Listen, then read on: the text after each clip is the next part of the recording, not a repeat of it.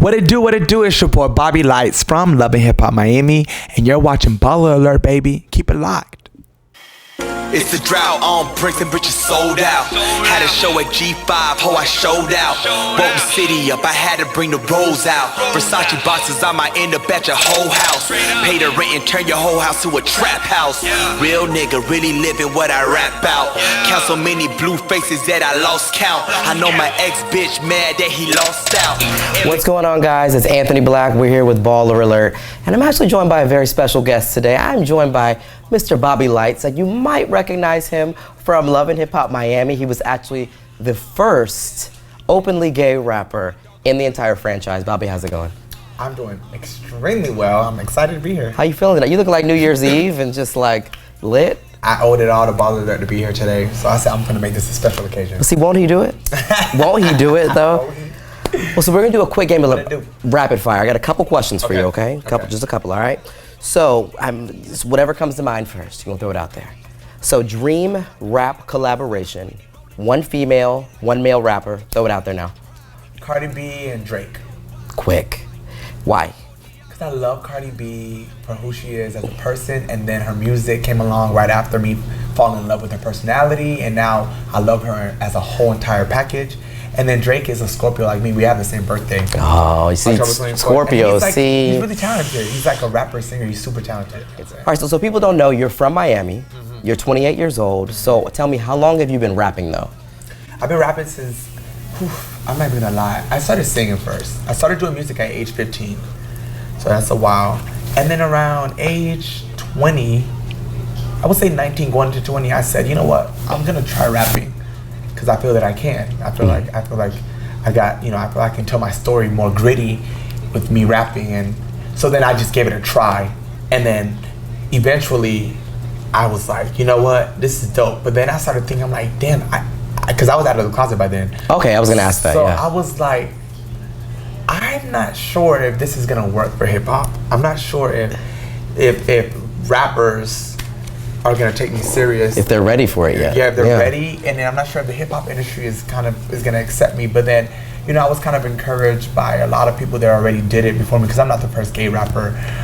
There's Punk of the South, Dion Punk of the South. He's super talented. He's from Miami. To me, he was like the first rapper to really do it, and like it was like he set the trend really. And then there was other rappers like Case the Killer, Big Mama. You have other people that are in other parts of America that are still doing the gay rap thing. So I kind of like felt encouragement, and I started clinging on to the other gay rappers, like, well, if they can do it, I can do it. And I just I started taking it as I started taking the approach of, okay, you know what, I'm just gonna do this as an artist and not even think about my sexuality. Got it. So I was like, let me try that. And I literally, for like years at a time, I would just go into it not even thinking about my sexuality, just being open about it though, talking about it and being free. But when I got in the studio and it was time for me to rap on the mic, and these engineers are listening to my gay lyrics and stuff, I would have to like cope with that. So I would be like, you know what, keep going, Bobby, keep going. And I know eventually it would happen. So Yeah. I've been rapping for a good little minute now. So like you said, I'm 28. I started around 20. So it's been about almost 10 years. Yeah. 10 years I've just been straight rapping. But singing and doing music has been my whole entire life. It's my passion. Gotcha. We were talking for a second about, you saying you want to be the representation, you want to be that voice for the LGBT community. At least one of them, Now we had Caitlyn Jenner came out, and everyone thought that, Caitlyn was going to be the voice of the trans community, ended up being the complete opposite. And so do you feel like you're up to the challenge for being that gay black voice? Do you think do you even think that it's a cross you need to bear as a rapper, or do you think that it's something that should be for other people, not for rappers to do? Right. First, to touch on the Caitlyn Jenner situation. Caitlyn Jenner, beautiful. I think everyone's beautiful, by the way, but she, first of all, and I love the Kardashians, I love the Jenners, I love all of them, the whole entire family. Yeah. But, when it comes down to Caitlyn, I feel that she, the transition was a little too late. Gotcha. And there are a lot of life lessons that you have to learn in that body and in that state of mind and in that state of being for you to even be able to rise to the occasion to be the voice of any trans woman. Yeah. So with that being said, I feel that she, has a little more, and not saying that as a person, but as a trans woman, she has a little more learning to go through now, being that she's just transitioned. And she kind of just has to experience more of like what it feels like to live in a life, and so her perspective can actually change, so that she can actually relate. Because you have trans women a lot of trans women that were angered by her, because they're like, wait a minute, I've transitioned since the age 18, and I've been living this, and now here I am at age 35. I've gone through this. I've gone through enough persecution. Before she transitioned, she was Bruce, and Bruce didn't go through persecution. Bruce was a loved person because of the Olympics and Kardashians, so he didn't really experience a lot of the hate that trans women experience their entire life. So maybe he's experienced it now, but there's a difference. Like when you experience something longer, you've had more of resentment and more of oppression built in you, to the point where you have more things to say. Of course, and I feel that basically she hasn't had the experience yet. She's learning though, because even the whole the Trump, her perspective on Trump has changed. Right. You know, because so those are things that her mindset has always been the same. But I feel like just the lifestyle, she has experienced more time in that lifestyle, so she can really be relatable to more women. But I feel that she's doing a good job. And you've been living out for a long time, so it's different for you to being the voice of the. Right, I've been out of the closet since age 19. Okay. And I've been open about it. Like I'm talking about like. He's talking about like sequin turtlenecks open. Talking about makeup. Makeup to the grocery store. Do people ask you about like, okay, so the makeup, the nails, the blouse? Are they the androgyny? Do people call you out? Have you ever had people ask if you're trans or ask what's up? They be like, why do you wear makeup? You look better without makeup. Why do you wear makeup? You're a boy. But no, like I like makeup just because it gives me it's like a mask for me. Like that's Bobby Lytes. And then when I wash it off, I feel Bobby, like I'm just Bobby. Like I'm at home, I'm with my friends, go to the grocery store, I go here, I go to the movies, just chill, whatever. But whenever I go to events or anything, I'm gonna be in front of the cameras. Anytime I know I want to take pictures with the fans. I like to look presentable, fresh, vibrant, groomed, and I like to look pretty. Exactly. Some makeup. Exactly. You know what I'm saying? So. Now, I want to transition a little bit. So we all know that we could say, hip hop runs in your blood because you are first cousins with Trina. The baddest bitch. The baddest. Now, you already know how I feel about Trina. I already know how I feel about Trina.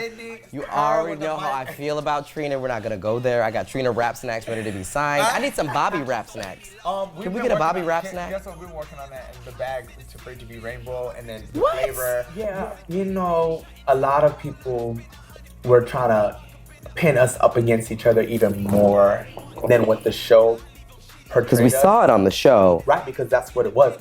But, but it's like Trina, one thing about Trina, she's so cool. She's so down to earth. And she don't like drama. She don't like negativity around her. Oh, she hates it. I can see that, yeah. She hates it. So, and to the point where she'll diffuse it at any given cost. Okay. So, like, she don't like the negativity. So I know that when people just get online and start like trying to compare us two to each other, she kind of ignores it. So I kind of like followed suit. Okay. I'm like, you know what? I'm ignoring it too, but they do. Speaking of Bobby being Bobby, being over the top, clapping back. So Bobby, you kicked in the door, obviously, season 1 of Love and Hip Hop Miami. So we got to go there. If there was one misconception that you would want to clear up from what people saw of you in season 1 before we get ready for season 2, which drops January 2nd? January 2nd. So I mean, it's right around the corner, Wednesday night. Clear it up. Yes, okay. Yeah. So first of all, one thing is that, that, I don't know, maybe that I can't say that I'm extra. I'm extra. You're not that lit? Cool. You lit-ish, man. I think I'm more lit. I was like, you're lit, but I don't know if you're like, it's not in the same way you want. I'm not irate. I'm not ready to throw something. I'm not ready to walk into a party and slap somebody. And flip the table upside down. No. Mind you. And then another thing about season 1. Remember the whole pool party scene? Yes. Because that's in my notes. So we were already going to go there. When I got to that pool party, we went through a lot before I actually slapped him. But it's not called the Bobby Lytes show, so they couldn't show the whole situation. Now, we're talking about beef, we're talking about hands, we're talking about everything. So, a couple quick questions. Go ahead.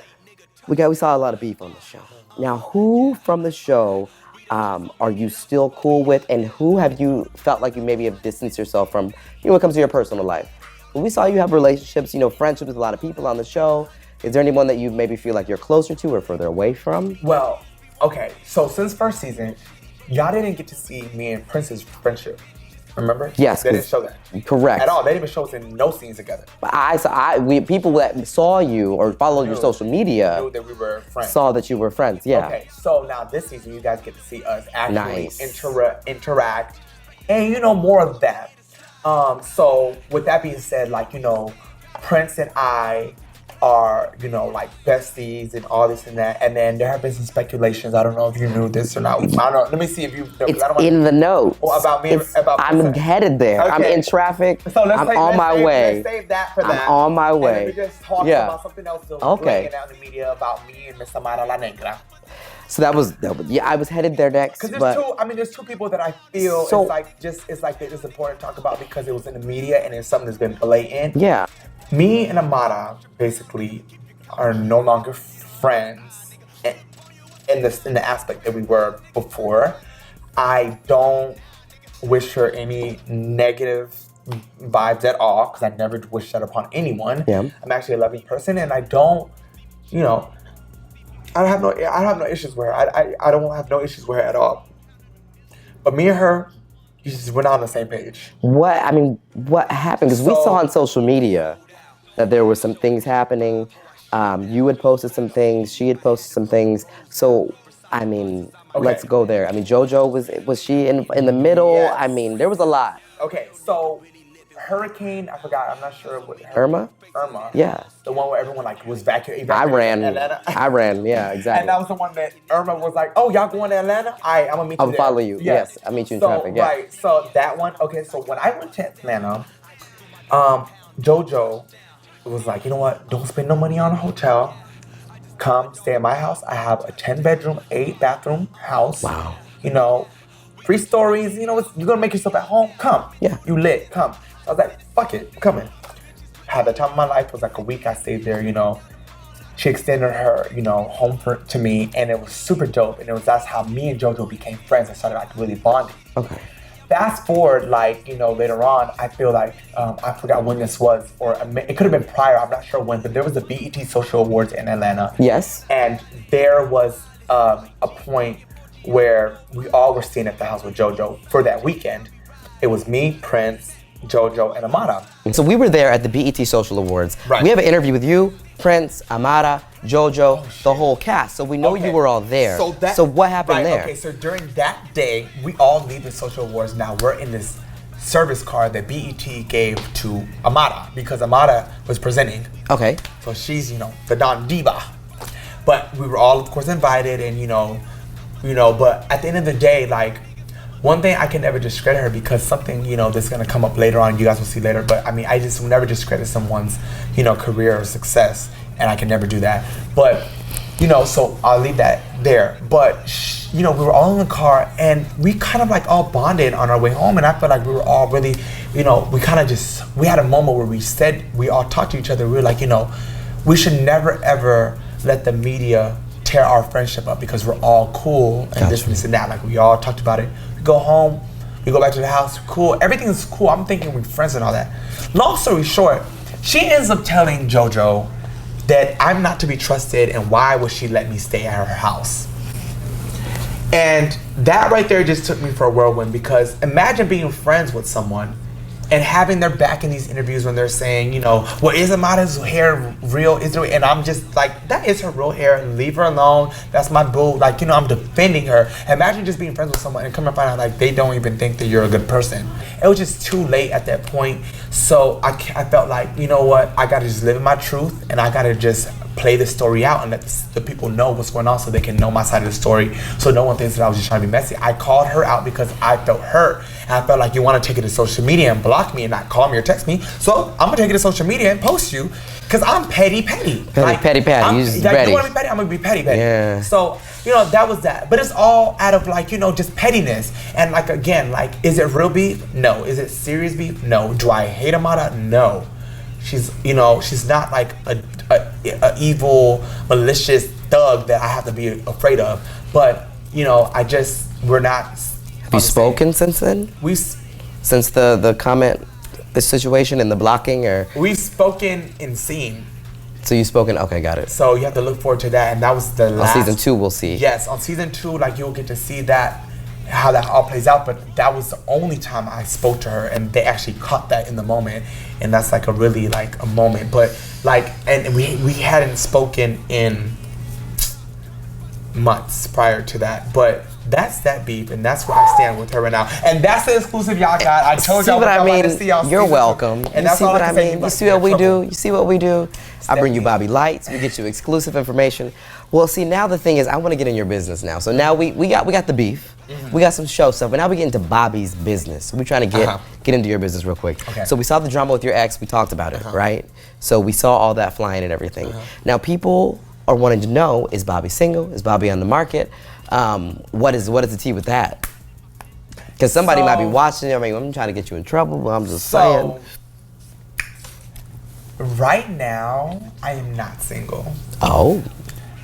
But if y'all want to know and find out, you know, what's really going on in my love life and how I got to this point right now, just, you know, stay tuned for season 2. Because see, the thing is, I was listening to Bobby interviews, you know, I've been following you, and I saw an interview where you said that you were celibate, and you said because Oprah said that every time you get off, you lose some creativity. Now, are you losing creativity or are you holding on to it? That's the question. What is the gag? What is the gag? I found someone who is celibate also. So you and your partner are both celibate? Yep. You heard it here first. Who would have thought? How does that work? So, I mean, how celibate? Is it like, you know, Michelle Williams and her husband and, you know, Sierra? Is it Sierra and Russell? I mean, how celibate are we? Well, I do plan on breaking that celibacy at some point very soon. Marriage or? No. Like the season premiere of your show. He's like holy roller. Okay. No, but maybe, you know, like sometime soon, maybe for the new year. Like, you know, like, but the reason why I feel like it's easy is because, you know, if you can have that much discipline after a certain amount of time, trust me, it becomes easier. It's less easier said. It sounds like I'm just saying it, but it is. Like you become. It's like second nature. Like it's cool. It's second nature. It's cool. But then you also see your rise in power. Like you feel more like you're containing that energy. So it's beneficial. And when something's beneficial to you, you know what I'm saying? Like you want to take advantage of that benefit. So, you know, don't get me wrong. Like I am a Scorpio. I am a freak, honey. But how did you guys meet? Did you meet on an app? Were you on like Tinder? I actually met him in New York. Okay. I met him in New York, and we were at the same event, whatever. And he basically like came to me, started talking. He knew who I was. He wasn't fazed by it, but you know, this person is in the media too. So. I'll leave your imagination. Do we get more in season 2? Yeah. Well, so we get to meet it. Do we get to find out? Well, I mean, it's for season 2. For season 2, y'all gotta. All I'm saying is, you gotta stay tuned. You know, whenever someone comes to your interview and they say stay tuned, like I'm, like my whole sex life, my whole like relationship life, and the whole aspect of what I went through during that time when like it's gonna be shown. You know it. It's called love and hip hop. So we can find out, guys. You got to stay tuned. I'm gonna tell you like this. There's gonna be some type of, you know, y'all gonna get something. Y'all gonna get something. Now we're gonna move away because people obviously, if this is so you've told us what the real tea is with your dating life, but there's obviously the speculations. So people would always talk about, like you were saying, you and Prince and your friendship. So my question to you, I got a couple. First off, everybody wants to know what's the tea there. You're saying you guys are homies, right? Now the world is in a crazy place. It's a crazy time to be black and male. Why do you think, based on that relationship you have with him, it's important for gay and straight men to come together and be brothers to each other and have more relationships like what you have with Prince? It's super important. Man, listen. And not even that it's something that's needed because we have it. You'd be surprised. All of my gay friends got some type of straight homie that they like this with. Yeah. Straight guys love us. Okay? Period. Whether they want to fuck us, boink us, whether they want to just be our friends, they just love us. Like, and majority of the time is they don't want to do anything with us. Majority of the time is they just find us amusing, entertaining, good friends, wingman. confidants. You know what I'm saying? Yeah. Like, they just love us, and it's okay. And I feel that we should be at a place now in society where a gay guy can be friends with a straight guy, and it be okay. Now, the big issue with me and Prince was that prior to me and him being friends, or Prince and I being friends, there was already speculations about him and Trey Songz or something like that. Yes, it's out there. The rumor is which I hate floating. to have to even bring it back but up. still, yeah. That, that was like a thing. Okay. And and what was it? That they dated, or what was it? They did. I guess I don't know what the rumor was, but I guess that they were a crush on their dating or something. Okay. Which is, to me, ridiculous, because if you know Prince and you know Trey Songz, because I actually been around Trey too. Yeah. Like, if you know both of them, and I've been around Trey because of Prince, I've seen their whole. Prince brings bitches for Trey, and then it's like Trey is he has women around him 24/7, and Prince is the same way. Prince is just, it's I guess slightly safe to say he can be feminine at times. Yeah. But that's just his personality. A bit more flamboyant, over the top. Flamboyant, but that's just his character. That's him. He's over the top. He's classy. He likes nice things. Mm-hmm. He's a GQ type of gentleman. Yeah. Very just so that's just his thing. So people see him all of a sudden become friends with me, my crazy extra. They automatically assume the worst or assume the opposite, basically, and that was the whole situation. And people couldn't take. And then at some point, me and him got together in our head, and we started saying, we about to work these people's nerves. We about to milk these motherfuckers. Let's start. We started Straight Eye for a Queer Guy, which is a YouTube channel, and we're about. What is it called? Straight Eye for a Queer Guy. Okay. And it's just an Instagram and everything for it, and we're about to start a whole talk show. We've been filming this whole year for it. Nice. And we're just gonna release that next year, probably sometime in the summer, maybe. I'm not sure when, but it's like a vlog series, and it was between just me and him. It's called Straight Eye for a Queer Guy. Super cute, super dope. But it attacks some of the stigmas against, like you were saying, gay and straight men being friends. And so we kind of just said, you know what? Let's fuck with them. And we said, let's post more pictures together. Let's be friends. Let's take our friendship completely full out. There was a hoodie. And what was the hoodie? Don't let this pink shit fool you. Don't let the pink shit fool you. Yeah, oh, okay. And that was his quote from the whole thing with him and Pleasure. Okay. But it was just like, we're like, fuck it, we ain't got shit to hide. We're friends. His, girlfriend at the time knew what it was. I knew what it was. We all knew what it was. Our inner circle knew what it was, so we didn't feel anything, to be ashamed of. And I feel like people who have something to hide will stray away from social media. We put it on the forefront because it was like, we know we're just friends. Got him. So. Is he even your type? Hey, no! And then that's the thing. Prince ain't even my type. See. I like him chocolate. There we go. Period. I like him dark skinned. Real dark skinned. The darker the berry, the sweeter the juice for me, honey. Period. Now, people, I want to know if there's one thought you could leave people with, something you want to let them know about you. If you could tell people, this is your opportunity to tell people, because people can obviously fill in the blanks of what they think they see. They watch VH1, they might listen to your music, fill in what they think that they know, see you on social media. What is the realest thing you could leave people with to let them know about Bobby, what you want people to know? Because this is your chance to create that narrative. That I'm a sweet person. I'm loving, I have a family like everybody else. I'm a brother, like some other people. I'm a son, like some other people. So that it's kind of put you in the perspective that I'm just a normal human being. And that I just want people to listen to my music and believe in me enough as an artist to help me elevate myself to the next level, because I feel that it takes everyone, like the audience, everyone listening right now, all of us.